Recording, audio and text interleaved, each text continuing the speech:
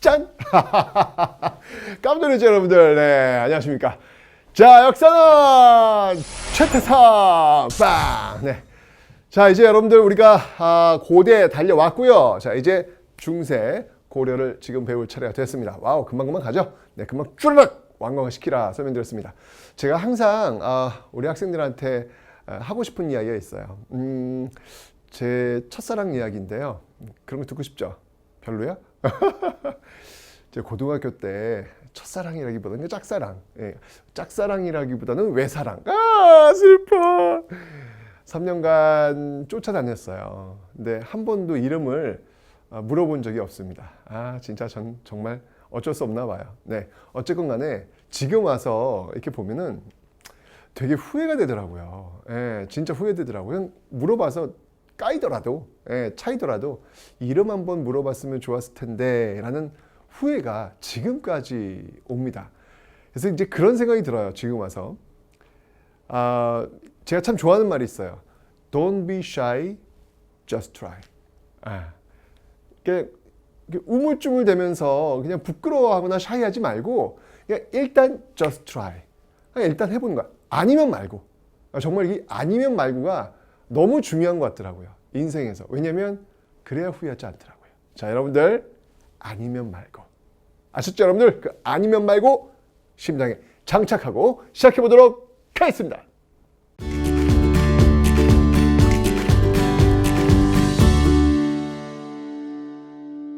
자, 여러분들 지금 고려시대인데 일단 고려시대를 공부할 때는 시기 구분을 먼저 하셔야 돼요. 자, 고려는 크게 두 덩어리로 나눌 수 있습니다. 그래서 그 분기점이 뭐냐면 1170년이에요. 무신정변. 무신정변을 기점으로 해서 그 이전과 그 이후로 나눌 수 있다. 기억해 두시고요. 그러면 그 시대를 이끌었던 역사 주도 세력이 누구냐에 따라서 다시 나눠집니다. 자, 무신정변을 기점으로 해서 그 이전을 고려 전기라고 하는데 고려 전기를 다시 두 덩어리로 나눌 수 있어요. 고려를 세운 사람이 누구라 그랬죠? 호족이에요. 즉 호족의 시대에서 출발했다가 이 호족들이 나중에 문벌 귀족이 돼. 기득권 세력이 되는 거지. 그죠? 그런데 그 기득권 세력이 되면서 너무 많은 걸 갖고 있다 보니까 내려놓질 않아. 욕망과 욕심으로 똘똘 뭉치면 나중은 칼 맞아 죽어요. 똑같이 그런 일이 벌어져요. 결국 1170년 무신들의 칼에 맞고 문벌 귀족들은 무너지고 그 이후 고려 후기 1170년 기점으로 고려 후기가 연결되는데 이때 이끌었던 세력은 아까 무신정변 바로 무신들입니다. 무신들 가다가 몽골이 쳐들어와요. 이러면서 무신이 무너지고 그 뒤에 원나라, 몽골이 세운 원나라에 빌붙었던 세력이 성장하니 그들을 우리는 뭐라고 한다? 권문세족이라고 합니다. 자, 이래서 여러분들 고려시대는요. 역사 주도 세력이 어떻게 흘러가냐면 호족, 문벌귀족 딱 잘라서 고려 전기, 그리고 무신정변 딱 잘라서 고려 후기 이렇게 나뉘어진다는 거. 이거 일단 머릿속에 딱 염두에 두셔야 돼요. 고려 500년은 1170년을 분기점으로 두 시기로 나뉘고 그 앞 시기는 호족과 문벌귀족이 그 뒷시기는 무신과 권문세족이 이끌고 있더라 라고 하는 거. 요게 일단 딱 세팅이 돼야 되는 거예요. 제일 중요한 겁니다, 여러분들. 됐죠? 자, 그래서 오늘 이 시간은요. 호족, 문벌귀족, 그리고 무신, 그다음에 권문세족. 요 시기를 관통하면서 고려 500년 역사 정치를 한번 훑어보도록 하겠습니다. 자, 갑니다. 출발합니다. 자, 먼저 호족의 시대가 되겠습니다. 자, 이 호족의 시대, 누가 세운지 여러분 알죠? 태조 왕건이 세운 고려다라고 설명드렸는데, 자, 이 호족의 시대, 이 태조 왕건, 여러분들, 호족의 힘이 있어요. 왜냐면 태조 왕건 혼자 나라 세운 게 아니거든요. 호족들과 함께 세웠기 때문에 이 당시에는 여러분들 호족 연합 정권의 어떤 모습들을 띠고 있더라라고 하는 게 가장 중요한 포인트가 되겠습니다. 자, 그래서 제가 적어드릴게요. 그래서 이 태조 왕건 때는 호족 연합, 호족 연합의 이 모습들, 호족 연합의 모습들을 가지고 있더라. 당연히 호족 연합의 모습이니까 왕권이 강할까요, 약할까요? 당연히 왕권이 약할 수밖에 없겠죠. 네, 왕권은 당연히 약할 수밖에 없습니다. 왕권은 약할 수밖에 없다라고 하는 거. 이게 이제 가장 기본적으로 중요한 내용들이에요. 자, 이러니까 이 문제를 어떻게 해결해야 될까? 에 근거해서 이제 태조 왕건의 정책들이 나오는 거예요. 자, 한번 살펴보도록 하겠습니다. 이 태조 왕건의 정책은 크게 세 가지로 나누어서 좀 볼 수가 있겠습니다. 자, 어떤 것들이 있냐면요. 자, 먼저 저 위에부터 한번 출발해 볼게요. 일단 나라를 새로 세웠잖아. 그러면 일단 제일 중요한 건 민생을 안정시키는 일. 이게 제일 중요하겠죠. 예, 민생 안정 가장 중요합니다, 여러분들. 민생 안정책. 그 다음에 두 번째가 뭐냐면 이 호족들을 어떻게 상대할 것인가에 대한 정책들, 이러한 것들이 왕건에게는 굉장히 중요한 그런 내용이 될 겁니다. 그죠? 그리고 또 하나 뭐냐면 바로 북진정책이에요. 왜냐하면 고려, 어느 나라랑 이름 비슷해요. 고구려. 즉 고구려의 계승이라고 하는 어떤 그런 의식들이 있었기 때문에 고구려가 차지하고 있었던 그 영토를 확보하려는 어떤 의지. 그래서 바로 북진 정책, 북쪽으로 쭉쭉 올라가서요. 결국은 서경, 평양이죠. 평양은 어디입니까? 고구려의 수도 아닙니까? 그 수도를 장악하는 모습들이 나타나고 있더라. 이게 바로 태조 왕건의 정책들이다라고 하는 거 일단 여러분 기억을 좀 해놓으세요. 가장 크게 민생안정책, 호족정책, 그리고 북진정책 이렇게 나눠져 있습니다. 자, 민생안정책으로는요. 일단 기본적으로 이제 백성들 제일 좋아하는 게 뭐예요? 세금 깎아주는 거예요. 그죠? 저도 세금 깎아주면 좋아해요. 뭐 그렇다고 세금 안 낸다는 건 아닌데 세금은 잘 내겠습니다. 근데 깎아주면 좋죠. 자, 어쨌건 세금을 깎아주는 민생안정책 들고 나옵니다. 들고 나오고요. 그 다음에 그 민생들한테 제일 중요한 거, 고구려 때 왜 진대법이라는 걸 실시하잖아요. 춘대 추나 봄에 곡식 빌려주고 가을에 갚도록 하는 제도 있었잖아요. 그 제도를 계승해서 빈민구일제도, 봄에 곡식 빌려주고 가을에 갚도록 하는 흑창이라고 하는 제도를 운영합니다. 이게 이제 나중에 이제 의창, 뭐 상평창, 뭐 이렇게 연결이 될 겁니다. 이렇게 연결이 될 겁니다. 빈민구율 제도다라는 거 이렇게 해가지고 백성들한테 조금 더 안정된 그런 모습들을 보여주려고 합니다. 자, 근데 뭐니 해도 이 태조 왕건한테 제일 중요한 건 바로 호족 정책이에요. 이걸 어떻게 해결할 것이냐. 왜냐면 호족들이 이미 세. 이걸 어떻게 해야 되지?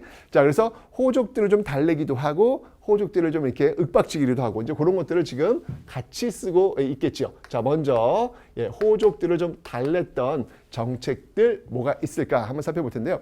자, 먼저 여러분들 왕치성을 좀 줍니다. 야, 최태성, 넌 이제부터 왕태성이야. 우리 패밀리, 우리 가족이야. 뭐 이런 식으로 이걸 바로 사성, 내릴 사자, 성을 내린다라고 해서 사성제도다라고 하고요. 그 다음에 여러분들 뭐 가장 확실한 거, 야, 최태성, 너 나랑 사돈 맺자. 뭐 이렇게 하는 거예요. 여러분들 저와 사돈 맺으면 좋아, 안 좋아? 왜 안 좋아? 바로 이런 결혼 정책을 통해 가지고 아주 직접적인 그냥 어떤 패밀리로 이제 묶어 버리는 거예요. 여러분들 왕건이 몇 명하고 결혼했냐면 부인이 무려 29명. 대박. 29명이면 매일 하루씩 이렇게 만나도 29일. 한 달이 걸려. 한 달. 그죠? 와. 근데 여러분들 29명이 그냥 같은 궁궐에 다 있었던 건 아니고요. 이게 각 지역의 호족들과 결혼한 거기 때문에 각 지역들마다 이렇게 그 딸들, 그렇게 부인들을 두고 있는 모습들도 있습니다. 기억하시면 되고요. 그 다음에 이제 뭐니 해도 이렇게 결혼하고 패밀리하고 사성 주고 이런 중요하지만 뭐니 해도 이제 이게 일단 기본적으로 돼야 이게 그 다음에 가족이고 뭐가 되는 거죠. 지금 그죠? 줍니다.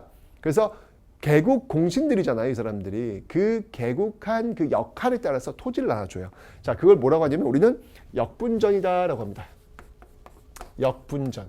그 역할에 따라서 나누어준 토지, 역분전이라는 토지를 나눠주고 있다라고 하는 거 기억해 놓으시면 되겠습니다. 됐죠? 근데 이렇게만 잘해줄 수는 없잖아. 말 안 하면 때려야지. 그죠? 그래서 바로 이 사심관은 뭐냐면요. 연대 책임을 지는 거예요. 너 그 지역이 사심관에. 그러니까 예를 든다면 이제 신라의 마지막 왕이 경순왕 김부라는 사람인데 그 김부를 경주 사심관으로 임명을 합니다. 그래서 만약에 그 경주에서 무슨 난이 벌어졌어. 그럼 어떻게 한다? 네가 책임지는 거야. 뭐 이런 식으로 하는 것이죠. 사심관 연대 책임이 있고요. 그다음에 기인제도는 배웠죠, 여러분들. 기인제도는 인질제도. 이거는 이제 신라 시대 상수리 제도에서 연결된 건데요. 이 기인제도는 바로 인질제도다. 이런 것들 이제 신라 시대 상수리 제도에서 연결되고 있다라고 하는 뭐 이 정도 그냥 상식으로 알고 계시면 되겠습니다. 됐죠? 이런 호족들의 정책. 좋아요. 아주 그냥 치밀하게 정책들이 이루어지고 있습니다. 자, 이제 나머지는 그러니까 이 호족들에 대한 정책이 나오게 된 그 배경은 제가 설명드렸잖아요. 그 이유는 무엇이다? 그 이유는 바로 두두두두두 호족 연합 정권이기 때문에 그래요. 지금 이 태조 왕건 정부가 호족 연합 정부이기 때문에 이런 정책들을 취할 수밖에 없는 그런 배경을 기억하시면 되겠습니다. 됐죠? 자, 이제 북진 정책입니다. 북진 정책은 뭐 제가 얘기했잖아요. 그죠? 서경을 굉장히 중시 여기는 모습들. 왜? 서경이 바로 고구려의 수도였지 않습니까? 그죠? 이런 모습들이 나타나고 있다라는 거. 이런 것들을 통해 가지고 여러분들 영토를 확장시키는 청천강에서 영흥만까지 영토를 확장시키는 모습들이 지금 나타나고 있습니다. 기억하시면 되겠습니다. 그런데 이제 중요한 건 뭐냐면 이게 부인이 29명이야. 그럼 여러분들 이게 그 다음 나오는 이야기는 어떤 이야기 나올까? 아니 29명이 거기서 나온 아들들 이제 왕이 될 텐데 어떤 일이 벌어지겠어요? 왕자의 난. 이거 뻔한 거 아닙니까 여러분들? 서로 왕이 되게 싸울 거 아니에요. 그죠? 걱정이 됐던 것 같아요. 그래서 이 태조 왕건이 죽는 것도 편치 않았던 것 같아. 그래서 유언을 남겨요. 그 유언이 뭐냐면 바로 후뇨 10조라는 겁니다. 후뇨 10조. 네, 또 뭐 계백 묘서 뭐 이런 것들을 남기는 거예요. 불안한 거야. 어떻게 세워나는데, 그죠? 뭐 그래서 뭐 왕위는 장남이 이어야 된다. 뭐 이런 어떤 그런 이야기들 있잖아요. 왕위는 뭐 뛰어난 사람이 뭐 이어야 된다. 뭐 이런 이야기들, 그런 이야기들을 적어놓고 있지만 그게 여러분들 마음 뜻대로 되는 게 아니에요. 결국 태조 왕건이 죽고 나서 어떤 일이 벌어질까? 이 빨간색 있는 이 부분이 뭐냐면 굉장한 불안정기예요. 당연히 서로 왕이 되겠다고 싸우는 그런 장면들이 나타날 수밖에 없다라는 겁니다. 네, 그런 과정 속에서 이제 죽고 죽이는 과정 속에서 올라온 왕이 있으니 그 왕이 바로 광종이라는 인물이 되겠습니다. 자, 이 광종 같은 경우에는요 목표가 있었어요. 그의 윗대가 지금 호족 연합 정권을 통해 가지고 왕권이 약했단 말이야. 그럼 이 광종의 목표는요 딱 하나예요. 광종의 목표는 바로 호족들을 숙청해서 정치는 이래서 무서워. 호족들을 숙청해서 왕권을 강화시키는 것. 호족들을 숙청해서 왕권을 강화시키는 것. 이게 가장 큰 목표가 되는 겁니다. 바로 왕권을 강화시키는 것. 왕권을 강화시키는 것이 바로 목표가 되더라 라고 하는 것이죠. 그래서 이 호족 숙청하는 과정 속에서 있었던 일들, 이 광종 진짜 무서운 사람이에요. 진짜 무서운 사람이에요. 난 진짜 정치인들 이렇게 보면 참 무섭다라는 그런 생각이 드는데요. 이 광종은요 집권하면서 별일 안 해요. 아무것도 안 해요. 책만 봐요. 책만 보면서 마치 아무것도 안 하는 사람처럼 주의를 안심을 시켜요. 안심을 시키다가 바로 이제 노비안건법이라는 걸 시행합니다. 노비안건법은 뭐냐면 불법으로 노비가 된 자들을 안검 자세히 조사해서 이 노비들을 다시 평민으로 돌려놓는 거예요. 여러분들 노비는요 세금을 내지 않아요. 그러니까 국가 소속이 아니라 어떤 이 호족들의 개인 재산이 되는 거예요. 그럼 여러분들 그 개인 재산이니까 그 노비들은 무엇으로 전환될 가능성이 많죠? 군사력으로. 이건 마치 그 앞에 신문양 개혁 과정 속에서 관료전을 지급하고 노급을 폐지했던 그 맥락과 동일합니다. 그 노비들이 군사력으로 전환되어서 왕권을 위협할 수 있잖아요. 그래서 이 광종은요, 바로 그 호족들이 갖고 있었던 이 노비를 그 호족들에서 뺏어나서 평민을 올리는 거예요. 평민은 세금을 누구한테 내면 왕한테. 국가에 내는 거거든요. 이렇게 되면서 이 노비들을 호족들이 소유하지 못하도록, 그리고 이게 국가가, 즉 왕이 관리하도록 떼어놓는 거예요. 이러면 여러분 역학관계 깨지겠죠. 노비를 갖고 있었던 호족들의 힘이 빠지고 대신 그 노비가 양면이 되면서 왕의 힘은 더욱더 세지는 이런 모습이 나오는 거예요. 왕권 강화를 위해서. 그리고 전격적으로 여러분들 과거제라고 하는 것을 시행합니다. 과거제. 이 쌍기를 통해 가지고, 이 외국인이거든요. 쌍기를 통해 가지고 과거제를 시행하는 거예요. 이제 너희들 칼을 들고 고려를 세우는 어떤 이런 모습들 이제 내려놔라. 공부해가지고 시험 봐가지고 내가 뽑을게. 이런 모습이 나오는 거예요. 과거제. 와우. 여러분 우리는 그 앞에서 통일신라 원성왕 때 독서 삼품과가 실패한 거 알고 있습니다. 왜? 독서 삼품과는 왕권을 강화시키기 위한 것이었지만 그 당시는 신라 말기 귀족권이 강했기 때문에 불가능했다라고 설명드렸죠. 자, 이제 왕권이 강화된 시기가 됐으니까 그 전에 독서 삼품과가 실패했지만 이제 여기서는 가능한 거예요. 과거제를 시행해가지고 이 귀족들을 딱 서열을 매기는 이런 모습들이 나타나고 있더라. 와, 정말 대단한 노력. 그 과정 속에 당연히 불만이 있을까요, 없을까요? 있겠죠. 저항이 있겠죠. 그 저항하는 이 호족들을 그냥 있는 대로 그냥 쳐버려요. 숙청. 아, 무서워요. 정말 이 손에 피를 철철철철 묻혔던 인물이 바로 이 광종이다 라고 할 수 있겠습니다. 정말 정치는 비정하구나 라는 걸 알 수 있어요. 그래서 그 관리들을, 그 호족들을 옷을 입혀가지고 옷 색깔에 맞춰서 쭉 입히는 이런 모습들. 그리고 나서는 칭제건원, 나는 황제다 라고 하면서 연호를 쓰는 칭제건원의 모습으로 딱 이 개혁을 마무리. 이제 왕권 강화야. 이렇게 보이는 거예요. 와, 이 반전이죠, 여러분들. 예. 이 호족이 굉장히 득세했던 이 태조 왕건 시대에서 이제 호족이 꼼짝없이 당하는 바로 이 광종의 시대로 넘어오는 이 반전의 모습 한번 확인해 보시기 바랍니다. 자, 이렇게 되면서 여러분 다시 왕권을 쭉 올라가는 거예요. 예, 왕권을 쭉 올라가면서 이제 어느 시대가 되냐면 바로 성종 시대로 넘어옵니다.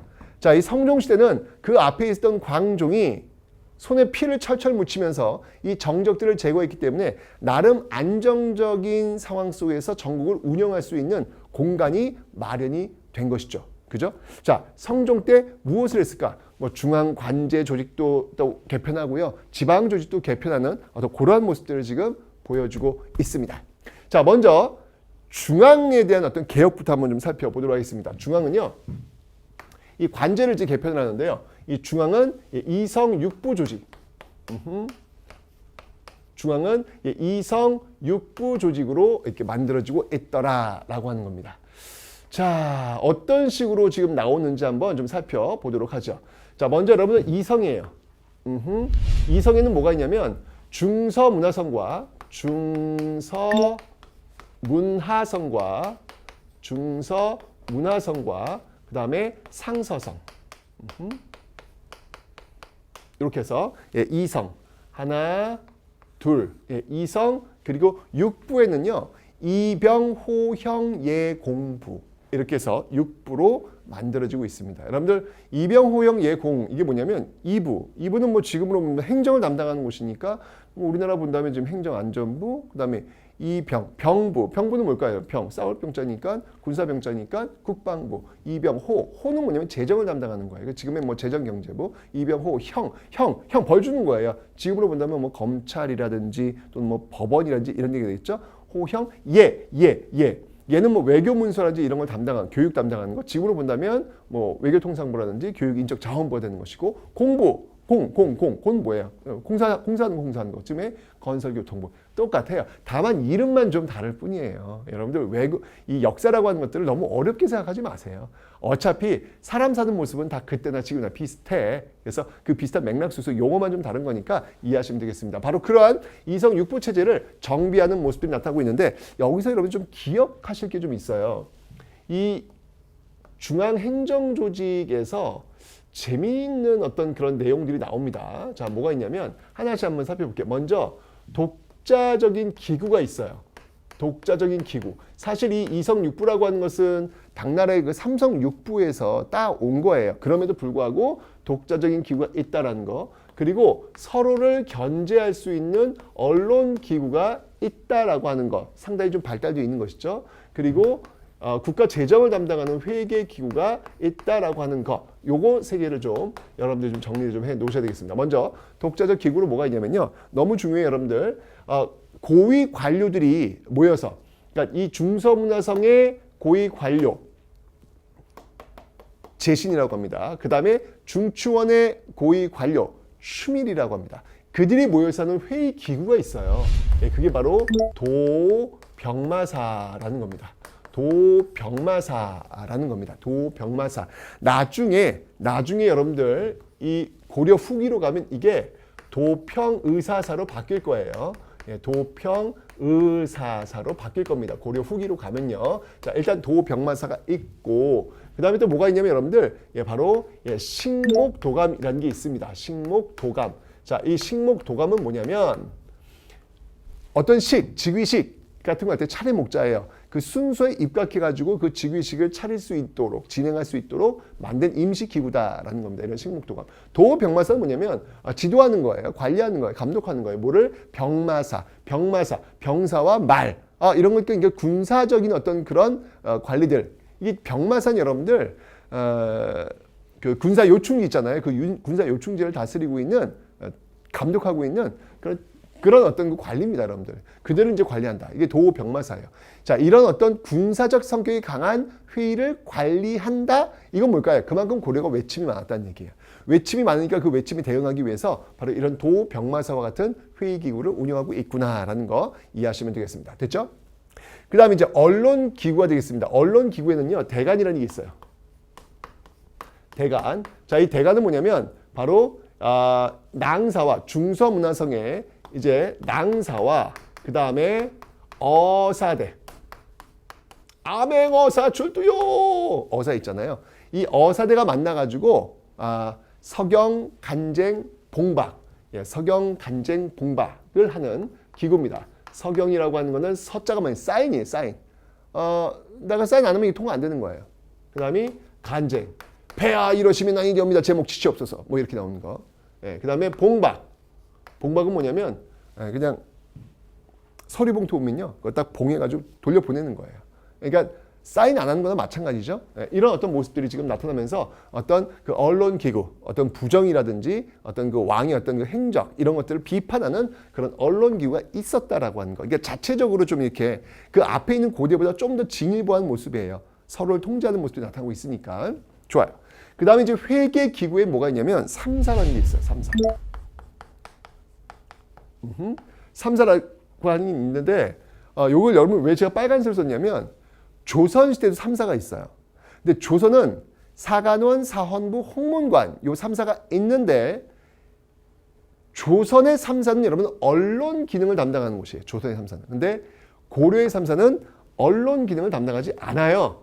단순하게 이 회계 기능만을 담당하고 있다라고 하는 그 차이점을 여러분들 좀 기억해 놓으시라는 얘기예요. 아시죠, 여러분들? 그래서 독자기구, 언론기구, 회기구, 도병마사, 그다음에 삼사라는 게 있더라. 이런 것들을 이제 성종시대가 되면서 정비가 되어가는 모습들 있다라는 거 기억하시면 되고요. 됐어요. 중앙은 됐고.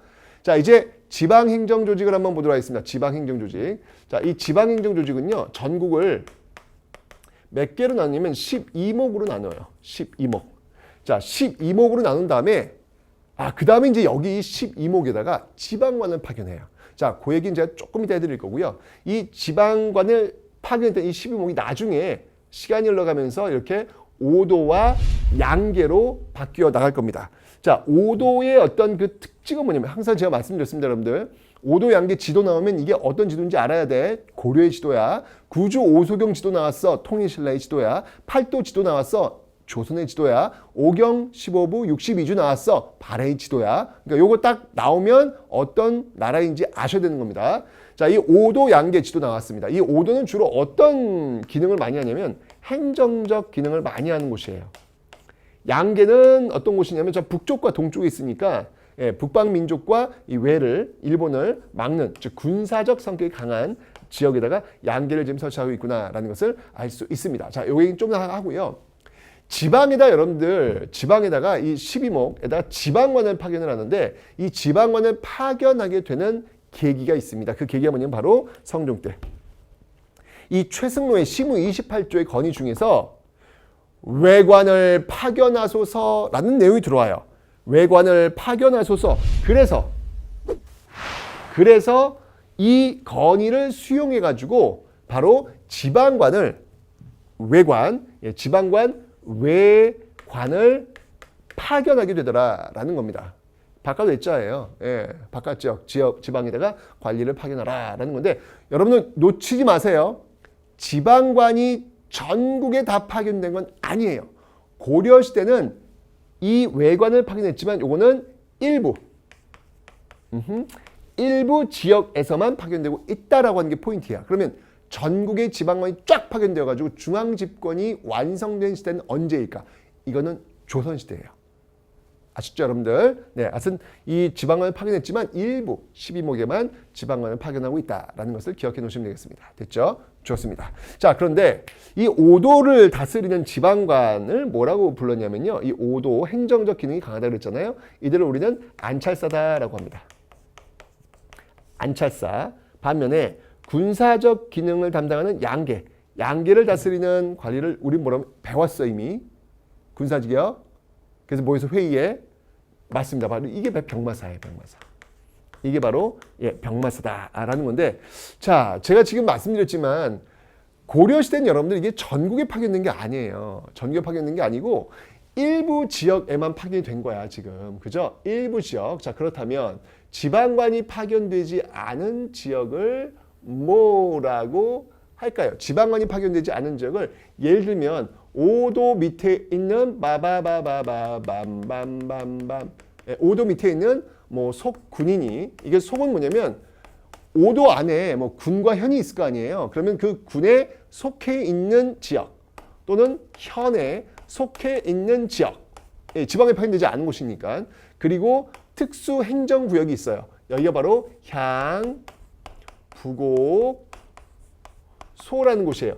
향, 부곡은 농사를 주로 하는 곳이고 소는 수공업자들이 주로 모여있는 공간입니다. 자, 바로 이렇게 속군, 속현, 향, 부곡, 소는 지방관이 파견되지 않은 곳이에요. 그러면 이 지역은 이렇게 지방관이 파견된 곳에 이제 속해 있는 어떤 그런 모습들인데, 그렇다고 해서 이 지역이 그냥 어떤 아무도 통치하는 그냥 방치되어 있냐, 그건 아니에요. 이 지역을 실질적으로 다스리는 사람이 있으니 그들을 누구라고 하냐면 그들을 바로 우리는 향리라고 합니다. 향리. 선생님, 향리? 향리면은 조선시대 그 이방 있느냐라고 사또 지방관이 부르면 사또 뭐 이런 모습들 있잖아요. 그 향리 아니에요, 여러분들. 그거는 조선시대의 향리의 모습이고요. 나중에 설명드릴 거예요. 조선시대 향리는 힘이 없어요. 그런데 고려시대 향리를 그렇게 접근하시면 안 돼요. 고려시대 향리는 이 지역을 실질적으로 다스리는 실세야, 실세. 그래서 사또가 그 이방 있느냐? 사또 이런 모습 나오지 않는다는 거예요. 그래서 고려의 향리와 조선의 향리는 질적으로 다르다라고 하는 거 일단 기억을 좀 해놓으세요.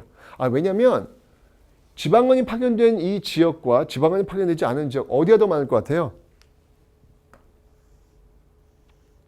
지방관이 파견되지 않은 지역이 훨씬 더 많아요. 지방관이 파견된 보다 지방관이 파견되지 않은 지역이 훨씬 많기 때문에 이 지역을 다스리고 있는 향리들의 힘은 막강할 수밖에 없다라고 하는 거 기억해 놓으셔야 됩니다. 됐죠? 자, 그리고 그러면 이 지역을 다스리는, 이 지역을 지키는 군대를 한번 보자고요. 군대를. 자, 이쪽이 이제 중앙이고 이쪽이 지방인데, 자, 중앙과 지방을 한번 나누어서 한번 좀 살펴보도록 하겠습니다. 자, 중앙과 지방을 나누어서 한번 가보도록 할게요. 중앙과 지방을 나누어서 한번 볼 텐데, 자, 중앙은요, 중앙군은 2군 6입니다. 2군 6위. 자, 이건 지금 우리 군이야, 군. 군. 2군 6위로 구성되어 있고요. 지방은요, 지방은 주현군과 주진군. 주현군과 주진군으로 구성되어 있더라. 주현이야. 뭔가 오도 현. 맞습니다. 이 주현군이 파견된 곳은 바로 도예요. 도. 이거는 이제 오도. 도에 파견되고, 그 다음에 준이야. 진을 치도록 하여라. 뭔가 좀 군사적으로 중요한 것 같죠? 맞습니다. 여기는 양계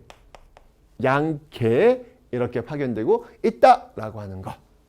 그래서 이런 식으로 여러분들 지방 행정 조직이 오도와 양계, 행정과 군사 좀 이원화되어 있는 이런 모습들이 바로 고려의 지방 행정 조직이고, 이게 일원화된 게 바로 조선 팔도 체제로 이제 결정되는 거거든요. 이게 이제 조선시대로 와야 된다. 지방관이 아직 파견되지 않았다. 그러니까 전교 파견되지 않았다. 고려, 지방관이 전교 파견되었다. 조선.